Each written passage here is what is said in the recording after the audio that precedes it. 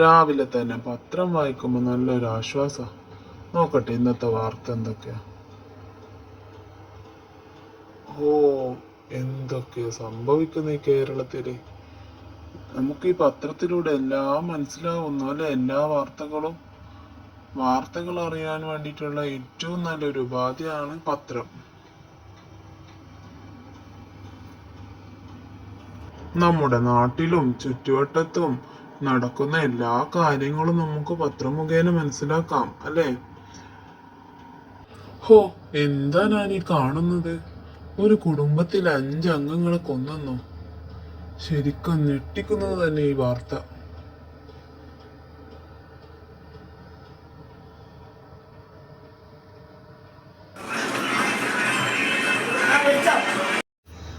Hello Zehra, എന്തെല്ലാം വിശേഷം? സുഖല്ലേ? നീ ന്യൂസ് കേട്ടിരുന്നോ? നേരത്തെ ന്യൂസ് കണ്ടിരുന്നോ ഫോണില്? ഞാൻ കണ്ടു ഞെട്ടിപ്പോയി കേട്ടോ. ഞാൻ കണ്ടിരുന്നു ഫൈസാൻ. ഷഹബാസ് മോന്റെ വാർത്തയല്ലേ? അതെന്നെ വല്ലാതെ വിഷമിപ്പിച്ചു. ആ വാർത്ത കണ്ട് ഞാൻ ഒരുപാട് കരഞ്ഞുപോയി. അതെ സെഹ്റ, എനിക്കും വല്ലാതെ സങ്കടമായ ന്യൂസ് കേട്ട്.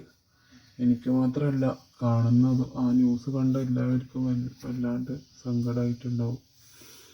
എന്താന്നല്ലേ ആ മോന്റെ ഒരു അവസ്ഥ. അതെ, അവനൊക്കെ ഒന്നവർക്ക് അറിയില്ലല്ലോ ആ അമ്മാന്റെ വിഷമം. ഇനി അവന് നീതി കിട്ടാൻ വേണ്ടി നമുക്ക് പ്രാർത്ഥിക്കാം.